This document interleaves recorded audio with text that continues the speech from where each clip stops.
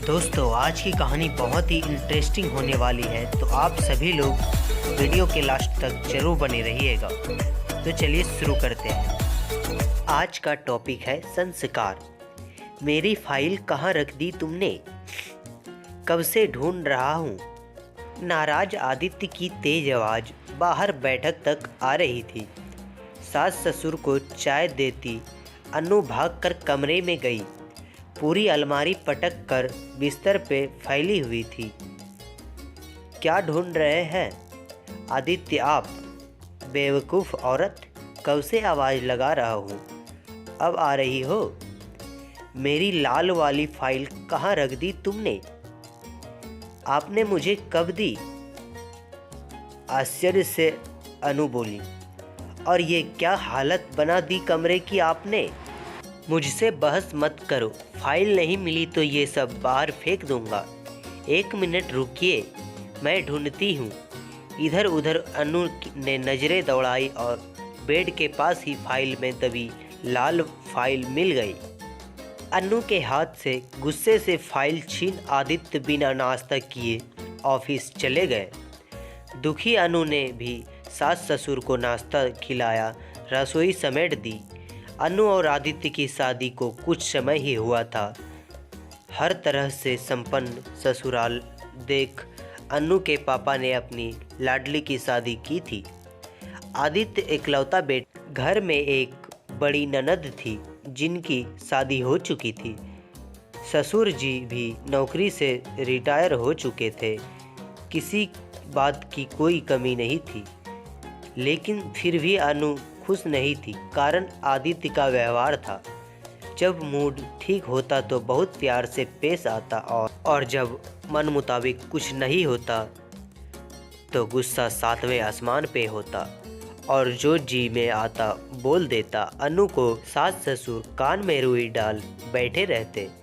1-2 बार अनु ने अपनी सास से कहा भी तो उल्टा अनु को ही सुनना पड़ा। मर्द तो ऐसे ही होते हैं, तुम मौका ही क्यों देती हो? शांत स्वभाव अनु घर में क्लेश ना हो ये सोच चुप लगा जाती। बिस्तर पे लेटी सुबह की घटना के बारे में सोच ही रही थी कि फ़ोन की घंटी बजी। बेमन से देखा तो सीमा का नंबर फ्लैश हो रहा था। आज अपनी प्यारी सहेली का नंबर देखकर भी अनु के चेहरे पे कोई खुशी नहीं आई, ना ही फ़ोन उठाने की इच्छा हुई। थोड़ी देर बाद वापस रीना का कॉल आया तो अनु ने ये सोचकर कि कोई ज़रूरी काम तो नहीं, फ़ोन उठा लिया। दूसरी तरफ हमेशा की तरह चहकती सीमा थी। कैसी है अनु? ठीक हूँ सीमा, तू बता कैसी है? चल तैयार हो जा, कल आ रही हूँ तेरे घर, एक रात रुकूंगी। कुछ ऑफिस का काम तेरे ही शहर में निकल गया है। चल कल मिलती हूँ। और सीमा ने फ़ोन रख दिया। अनु को कुछ कहने या मना करने का मौका ही नहीं मिला। शाम को आदित्य घर आए तो गर्म गर्म समोसे और जलेबी लेकर आए। हाथ में समोसे जलेबी का पैकेट देख अनु समझ गई अभी मूड ठीक था। आदित्य का चाय नाश्ते के बाद अनु ने सीमा के आने की बात घर में सबको बताई। मूड अच्छा था तो आदित्य भी अनु की सहेली के आने की खबर सुन खुश हो गए। अरे ये तो अच्छी बात है, आने दो और तुम भी तैयारी कर लो। आखिर पहली बार कोई आ रहा है तुम्हारे मायके से। आदित्य की बात सुन अनु को थोड़ी तसल्ली हुई और खुशी खुशी अपनी सहेली के आने का इंतज़ार करने लगी। अगले दिन सीमा आ गई। चुलबुली और बातूनी सीमा ने पल भर में ही अनु के सास ससुर से घुल मिल गई। जब आदित्य आए तो वो भी बहुत सलीके से मिले सीमा से। अनु भी खुश थी। रात को खाने की सारी तैयारी अनु ने कर ली। टेबल पे खाना ला दिया और सबको सर्व करने लगी। इतने में सब्जी के डोंगे से थोड़ी सब्जी आदित्य के हाथों पे गिर गई। तमीज नहीं है खाना सर्व करने के भी, हाथ जला दिया मेरी। आदित्य ने अनु को घूरते हुए तेज आवाज़ में कहा तो अनु बहुत शर्मिंदा हो गई। अनु तो आपकी सहेली तो कहीं से लगती ही नहीं सीमा जी। आप इतनी स्मार्ट और आधुनिक, और अनु को देखिए, खाना तक ढंग से सर्व करना नहीं आता। जहाँ सीमा दंग रह गई आदित्य का व्यवहार देख, वही सहेली के आगे अपमानित हो अनु की आंखें झलक उठी। आदित्य को कुछ जवाब दिए बिना सीमा ने बेमन से चुपचाप अपना खाना खत्म किया और थकान का बहाना कर कमरे में चली गई। रात को सोते समय अनु कमरे में पानी रखने आई तो सीमा ने उसे गले लगा लिया। सहेली के गले लग अनु टूट गई और बिलख बिलख कर रो पड़ी। तू क्यों इतना बर्दाश्त कर रही है अनु? पढ़ी लिखी हो, गलत का जवाब दो और अपने हक और आत्मसम्मान के लिए खुद लड़ना सीखो। अनु, कहना आसान है सीमा, करना उतना ही मुश्किल। कुछ मुश्किल नहीं है अनु, बस हिम्मत चाहिए सही को सही और गलत को गलत बोलने की। बिना कुछ जवाब दिए अनु वापस चली आई।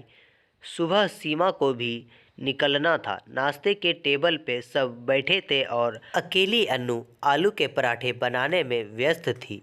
सीमा ने मदद करनी चाहिए तो सासू ने ये कह के रोक दिया कि 4 लोग के पराठे भी अकेले नहीं सेक सकती क्या? अरे हाथ जल्दी चलाओगी या सो गई रसोई में? भूल तो नहीं गई सीमा जी की ट्रेन भी है, कभी तो फुर्ती दिखा दिया करो। आदित्य ने खीसे निपोरते हुए कहा। अपनी सहेली को यूं अपमानित होता देख सीमा की सहनशक्ति जवाब दे गई। वो भूल गई थी कि वो इस वक्त अपनी सहेली के ससुराल में थी। ये कैसे बात कर रहे हैं आप सब अनु से? कैसे लोग हैं आप लोग? और आदित्य जी, क्या आपको इतनी भी समझ नहीं कि अनु आपकी पत्नी है, कोई नौकरानी नहीं? मैं कहती हूँ ऐसे तो कोई नौकरानी से भी बात नहीं करता।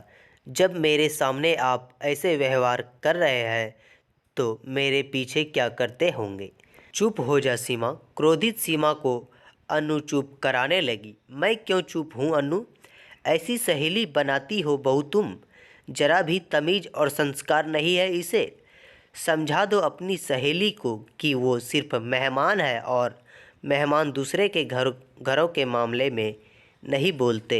सीमा की बातों से बौखलाई सासू माँ ने अनु को ही डांटना शुरू कर दिया। तमीज़ और संस्कार मुझ में है तभी तो कल से चुप हूँ माँ जी। अगर तमीज़ ही सिखानी है तो अपने बेटे को सिखाइए, आप मुझे नहीं, जिसे इतनी भी समझ नहीं कि अपनी पत्नी से कैसे व्यवहार किया जाता है। और आप सब सुन ले, खासकर आदित्य जी, आप, अनु आपकी पत्नी है, उसे उसके हिस्से का मान सम्मान तो आपको देना ही होगा, वरना मैं एक समाज सेविका हूँ और घरेलू हिंसा से पीड़ित महिलाओं के लिए ही काम करती हूँ। आगे आप खुद समझदार हैं कि मैं क्या कर सकती हूँ और क्या नहीं। और अनु, तुम पढ़ी लिखी आधुनिक लड़की हो, इस तरह हर वक्त ससुराल वालों और पति के ताने को सुनकर कब तक रहोगी? आधुनिक सिर्फ कपड़ा और रहन सहन से नहीं, आधुनिक विचारों से भी होना चाहिए। आदित्य जी, अनु आपकी पत्नी है और एक पत्नी का हक होता है कि पति का मान सम्मान पाना। पत्नी कोई पंचिंग बैग नहीं कि जब चाहा अपना गुस्सा और तनाव उस पर निकाल दिया जाए। सीमा की बात सुन आदित्य बेहद शर्मिंदा हो उठा। अपनी गलती उसे साफ साफ दिख रही थी। सीमा तो वापस अपने शहर चली गई, लेकिन जाते जाते आदित्य को सच्चाई का आईना दिखा गई, साथ ही अपनी सहेली के जीवन को वापस खुशियों से भर गई। दोस्तों, अगर आपको कहानी थोड़ा भी अच्छा लगा हो तो प्लीज़ वीडियो को लाइक, कमेंट, शेयर करें और इसी प्रकार से और भी कहानी सुनने के लिए चैनल को सब्सक्राइब जरूर कर लें। धन्यवाद। मिलते हैं नए कहानी के साथ।